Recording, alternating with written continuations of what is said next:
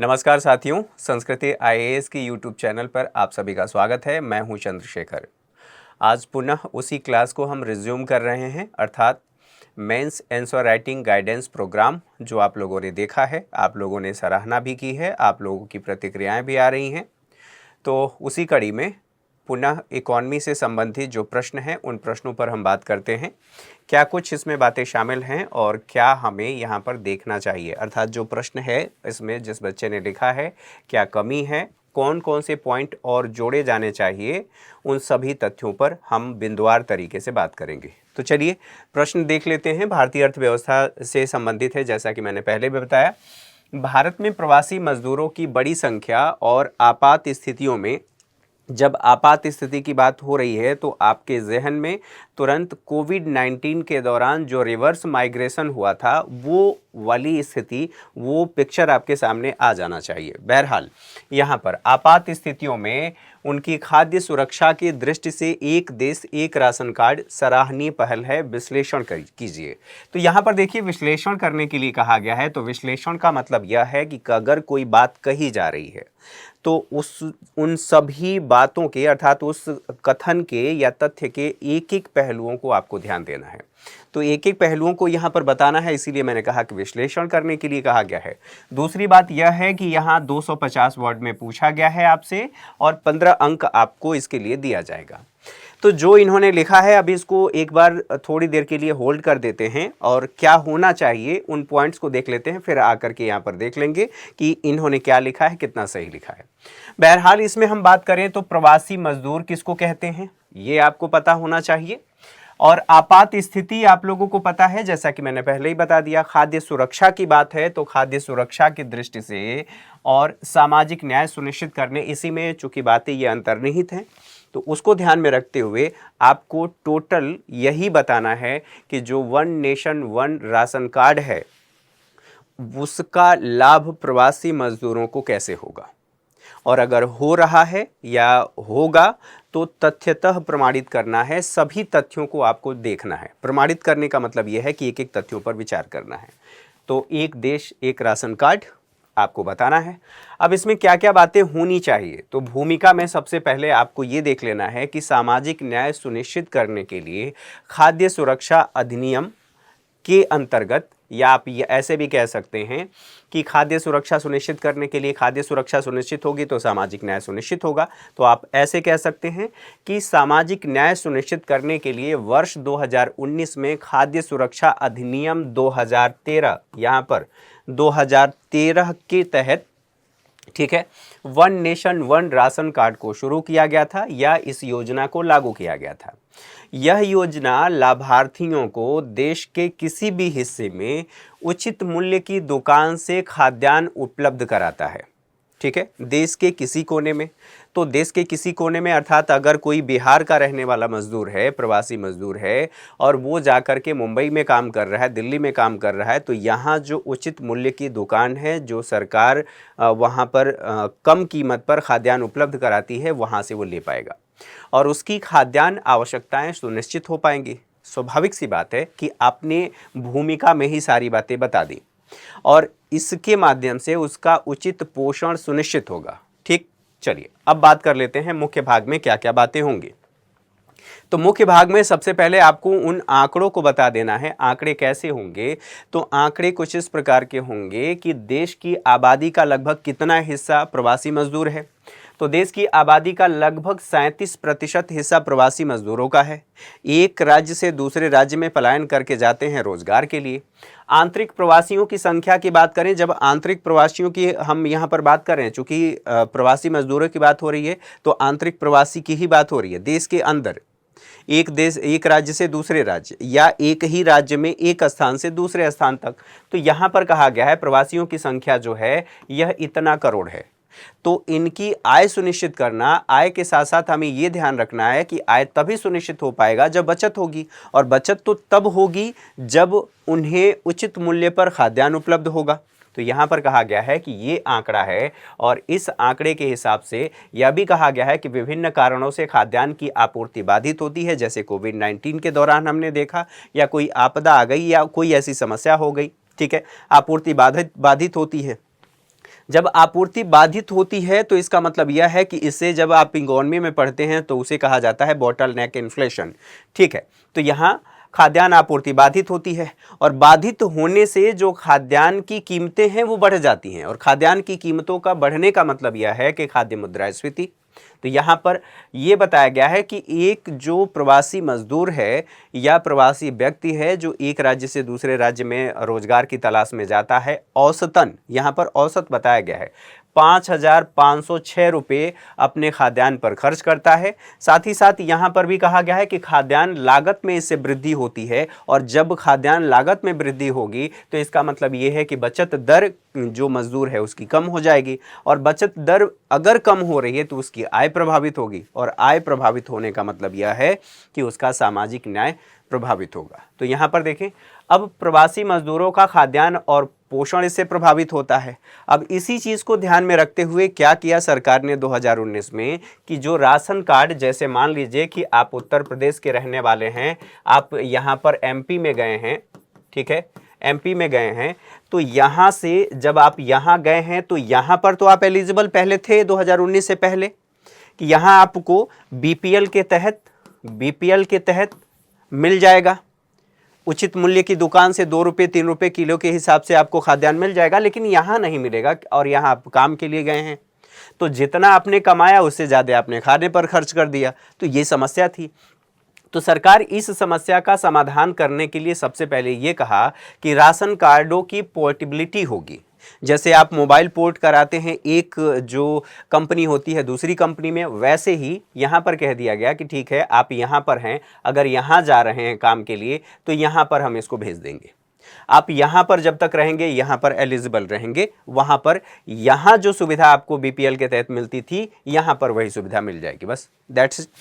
अब जब ये हो गया तो प्रवासियों को खाद्यान्न के लिए आत्मनिर्भर बना दिया गया कि आप कहीं पर रहिए, आपकी जो 2 रुपये 3 रुपये किलो के हिसाब से मिल रहा था वो अनाज आपको मिलेगा और अनाज मिलेगा तो खाद्यान्न पर अधिक खर्च आपको नहीं करना पड़ेगा। तो उचित मूल्य की दुकान से सब्सिडी वाले खाद्यान्न की उपलब्धता सुनिश्चित हो पा रही है और उपलब्धता सुनिश्चित होने के साथ साथ देश के सभी राज्यों में इसे लागू किया गया है। स्वाभाविक सी बात है, असम में लास्टली असम में लागू किया गया। इससे ये कहा गया कि अभी तक 80 करोड़ लाभार्थियों को कवर किया गया है, 80 करोड़ लाभार्थी। उसके साथ साथ ये भी कहा गया है कि 88% लाभार्थी इसमें कवर हुए हैं। यहाँ 100% हम मान रहे हैं तो 100% का 88% 2022 तक कवर कर लिया गया है, 80 करोड़ इसमें से लोग कवर किए गए हैं। तो ये आंकड़ा भी ध्यान रखना है, अगर आपको याद है तो आप लिख सकते हैं। इससे जो भौगोलिक बाधा थी अर्थात यूपी बिहार की बाधा थी, या आप ये कह सकते हैं उत्तर प्रदेश, महाराष्ट्र, मध्य प्रदेश, दिल्ली या असम, किसी भी राज्य की बात कर लिया जाए तो वो बाधा दूर हो गई है। इससे भोजन का अधिकार जो है वो सुनिश्चित हो पाया है और अगर भोजन का अधिकार सुनिश्चित हो पाया है तो एसडीजी संख्या 2 जिसे 2030 तक पूरा करना है यह सुनिश्चित हो पा रहा है, जिसमें जीरो हंगर की बात कही गई है। ये बात आप वो निष्कर्ष में लिख सकते हैं, ठीक है। भोजन के अधिकार को सुनिश्चित करना, सामाजिक न्याय को सुनिश्चित करना। यदि आपके भोजन का अधिकार सुनिश्चित पहले हो पा रहा है, आपको पर्याप्त भरपेट भोजन मिल रहा है, तब जाकर के आप किसी और विषय के बारे में सोच पाएंगे। स्वाभाविक सी बात है, वहां से आपका सामाजिक न्याय शुरू होता है, ठीक है।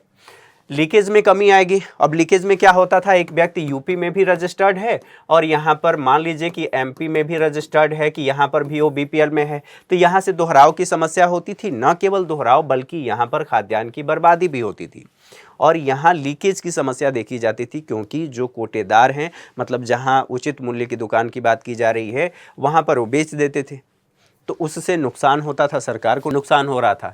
तो लीकेज में कमी आई है और इससे जो वास्तविक लाभार्थी हैं उनको लाभ हुआ है।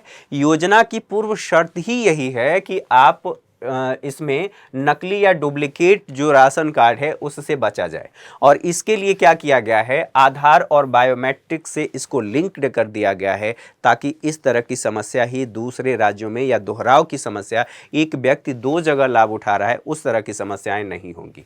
भ्रष्टाचार में इससे कमी आ रही है और पारदर्शिता इससे बढ़ रही है। स्वाभाविक सी बात है। और इससे सामाजिक भेदभाव में कमी आ रही है। न तो इसमें लिंग देखा जा रहा है, न जाति देखा जा रहा है, न धर्म देखा जा रहा है, न क्षेत्र देखा जा रहा है। तो इससे जितने भी प्रवासी मजदूर हैं उन सबको लाभ हो रहा है। यहाँ तक बातें समझ में आ गई होंगी। ठीक बात है। कुछ और बातें अब यहाँ पर, ये तो ठीक है, लेकिन इसकी कुछ चुनौतियां भी हैं। विश्लेषण करने के लिए कहा गया है, तो नकारात्मक पक्ष आपको बताना है, लेकिन संक्षेप में बताना है।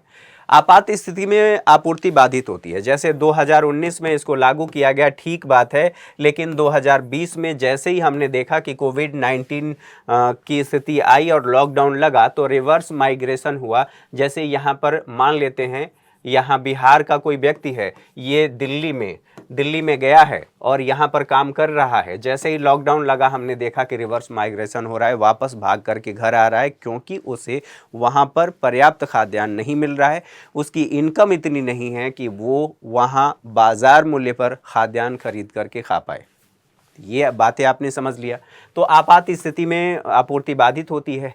कई बार यह भी देखा गया है कि जो प्रवासी मजदूर हैं उनके पास आधार कार्ड नहीं है, और कई खबरें ऐसी आई जैसे छत्तीसगढ़ या फिर झारखंड, जहां पर बहुत से ऐसे लोग हैं उनको आधार कार्ड नहीं होने की वजह से राशन नहीं दिया गया। स्वाभाविक सी बात है कि उनकी जो खाद्यान्न आवश्यकता है वो प्रभावित हुई। तो यहाँ पर यह भी समस्या देखने को मिल रही है। आधार से लिंक्ड और राशन कार्ड, स्मार्ट कार्ड की भी कमी देखी गई, जिससे ये समस्या उत्पन्न हुई। उचित मूल्य की दुकानें जो हैं, जब आपूर्ति बाधित होगी तो यहाँ पर आपूर्ति अर्थात यहाँ से आपूर्ति नहीं होगी तो भी समस्या है। सही जानकारी का अभाव है। जो प्रवासी मजदूर हैं उसमें बहुत से ऐसे लोग हैं जो पढ़े लिखे नहीं हैं, तो उनको समस्या हो रही है। ब्लैक मार्केटिंग हो रही है, जिससे उनको समय पर नहीं मिल पाता है, कि यह भी समस्या है। इन सभी बातों को ध्यान में रखते हुए निष्कर्ष में आप यही लिखेंगे कि जो अभी तक के सफलता के इसके आंकड़े हैं, वो आंकड़े ये बताते हैं कि देश में लगभग 5 लाख से अधिक उचित मूल्य की दुकानें खोली गई हैं। वह इसीलिए खोली गई हैं ताकि उचित दर पर जो मज़दूर हैं या फिर जो ऐसे इसके लाभार्थी हैं, उन सभी लाभार्थियों को खाद्यान्न उपलब्ध कराया जाए पीडीएस के तहत, और खाद्यान्न जो खाद्य सुरक्षा अधिनियम 2013 है उसके तहत। साथ ही साथ जब हम आंकड़े की बात कर रहे हैं तो यहीं पर आप लोगों को और ध्यान रखना है कि अगस्त 2019 से लेकर के जब से ये शुरू किया गया 2022 तक लगभग 80 करोड़ लाभार्थियों को इसमें शामिल किया गया या इसके ज़रिए लाभ दिया गया, इनको कवर किया गया। खाद्यान्न आपूर्ति के लिए हमें यह भी ध्यान रखना होगा कि ये सारे आंकड़े तो हैं, लेकिन जब निष्कर्ष आप लिखेंगे तो उसमें यह भी बताएंगे कि एसडीजी संख्या 2 में वृद्धि हुई है, अर्थात इस दिशा में भारत की जो वैश्विक और राष्ट्रीय जिम्मेदारियां हैं उसकी पूर्ति की दिशा में भारत सरकार कदम बढ़ा रही है। साथ ही साथ हमें यह भी ध्यान रखना होगा कि इन सभी समस्याओं को, चुनौतियों को ध्यान में रखते हुए हमें एक वैकल्पिक चैनल की व्यवस्था करनी चाहिए, ताकि आपात स्थिति में जो आपूर्ति बाधित होती है उस समस्याओं का समाधान किया जा सके। तो इससे संबंधित बातों को आपने समझ लिया। निष्कर्ष आप ऐसे लिख लेंगे, जो निष्कर्ष कैसा होना चाहिए, सकारात्मक होना चाहिए, सारगर्भित होना चाहिए और सर्वमान्य होना चाहिए। कि मतलब जो कुछ भी आप सुझाव दे रहे हैं वो सुझाव ऐसा ना हो कि केवल आप समझ रहे हैं और बाकी उससे कोई और व्यक्ति जो आपका आंसर पढ़ रहा है वो उससे सहमत नहीं है। तो इस चीज़ का विशेष ध्यान रखना है। अब यहाँ पर देख लेते हैं जो आपने लिखा है, मतलब जिस बच्चे ने ये लिखा है कॉपी, उसमें क्या क्या बातें लिखी गई हैं। अब देखिए, इन्होंने लिखा है भारत में बड़ी संख्या में एक राज्य से दूसरे राज्य में कार्य की तलाश में प्रवासी जाते हैं। ऐसे में एक देश एक राशन कार्ड की निम्नलिखित लाभ हैं। ठीक है, कि निम्नलिखित लाभ हैं। सेंटेंस फॉर्मेशन पर ध्यान दें। प्रवासी के बारे में हमने बात ही कर लिया। ठीक है, तो जो आपकी भूमिका है, इस भूमिका पर मैं 1 नंबर दूंगा। ठीक है, आगे बढ़ते हैं। आपने और क्या लिखा है इसको देख लेते हैं एक बार। तो आपने निम्न लाभ होगा, उसके बाद आपने जो लिखा है, मजदूरों को कार्य करने वाले स्थान पर ही खाद्यान्न की प्राप्ति होगी। कार्य करने वाले स्थान और उस राज्य की बात की जा रही है, तो वो आपको ध्यान रखना है। थोड़ा सा इसमें शब्द चयन पर ध्यान देना है। ठीक बात है। बहरहाल इससे मजदूरों का खाद्यान्न पर जो अतिरिक्त खर्च होता है वो नहीं होगा या उसमें पर्याप्त कमी आने की संभावना है। ठीक बात है। यहाँ पर जो आपने लिखा है इन दोनों को मिलाकर के 1 नंबर आपको दिया जाता है। आगे बढ़ें, अगले पेज पर आपने क्या लिखा है इसको देख लेते हैं। तो यहाँ पर जो आपने लिखा है, प्रवासी की बचत दर में वृद्धि हो सकेगी, बिल्कुल सही बात है। खाद्यान्न की बर्बादी को रोका जा सकता है, ये भी ठीक बात है, मान लेते हैं। यह स्कीम परस्पर संघवाद को बढ़ावा देगी। यहाँ पर संघवाद आपसे पूछा जा रहा है क्या? संघवाद नहीं पूछा जा रहा है, केवल प्रवासियों को क्या लाभ होगा ये आपको बताना था, ठीक है। इसको यहाँ पर इसकी ज़रूरत नहीं है, इसको हटा देते हैं। संविधान के लक्ष्यों की प्राप्ति होगी, संविधान के लक्ष्यों की, कौन से लक्ष्य की बात कर रहे हैं आप, ये स्पष्ट नहीं है, तो इसकी भी आवश्यकता नहीं है। जो टू द पॉइंट लिखने की बात है वो आपको लिखना चाहिए था, ठीक है। पोषण युक्त, अगर हम इसको थोड़ा वैसे मान ले, लिबरल होकर के मान ले कि संविधान के लक्ष्यों की प्राप्ति होगी, तो जो 3 प्रकार के न्याय की बात कही गई है, सामाजिक, आर्थिक और राजनीतिक न्याय, वो पूर्ति होगी, इसको ऐसे मान सकते हैं, ठीक है। पोषण युक्त खाद्यान्न पदार्थों की प्राप्ति से स्वास्थ्य स्तर भी ठीक रहेगा। अब यहाँ पर स्वास्थ्य स्तर ठीक रहने की बात है, ये भी ठीक बात है, इसको मान लेते हैं। तो यहाँ पर जो टोटल आपको आपने लिखा है, इस पर आपको 1 नंबर दिया जाएगा। तो अभी तक आपने जो प्राप्त किया है वो 4 नंबर यहाँ पर प्राप्त कर लिया। अब अगले पेज पर आपने क्या लिखा है देख लेते हैं। हालांकि स्कीम के उचित कार्यान्वयन के लिए केंद्र तथा राज्य के मध्य स्पष्ट संबंध की आवश्यकता है, स्पष्ट संबंध की आवश्यकता है। यहाँ पर ये कोई ज़रूरी बात नहीं है, आपको और सकारात्मक यहाँ निष्कर्ष देना चाहिए था और बातें इसमें समाहित करनी चाहिए थी, जो मैंने आपको पहले ही बता दिया। तो इस हिसाब से यहाँ पर आपको आधा नंबर मिल रहा है। तो जो टोटल आपने अभी तक प्राप्त किया है, यहाँ पर 1 नंबर, यहाँ 1 नंबर और इसी में आपने 1 नंबर इधर प्राप्त किया था। तो टोटल जो आपको मिलना चाहिए था 3.5 नंबर यहाँ आपको दिया जा रहा है। तो आपने अपनी कमियां समझ लिया होगा। एक बच्चे का कमेंट आया था इससे पहले वाली क्लास में, और उसमें ये कहा गया था, जो पिछली क्लास में हमने आंसर डिस्कस किया था, उसमें ये कहा गया था कि पोषण कैसे सुनिश्चित होगा और पोषण की वजह से कैसे हम पशुपालन को बढ़ा लेंगे। तो इसका सीधा सीधा सा मतलब यह है, जब पोषण की आवश्यकताओं को ध्यान में रखते हुए दूध या डेयरी प्रोडक्ट की मांग बढ़ेगी तो पशुपालन बढ़ेगा। अगर मांग नहीं होगी तो पशुपालन कैसे बढ़ेगा?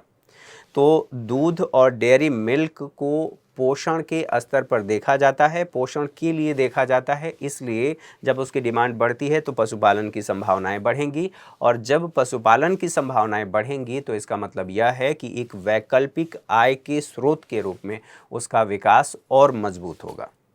तो वो बात संभवतः आपको समझ में आ गई होगी। तो आज के सेशन में मेरे साथ इतना ही, अगली क्लास में मुलाकात होगी, तब तक के लिए नमस्कार, ढेर सारी शुभकामनाएं।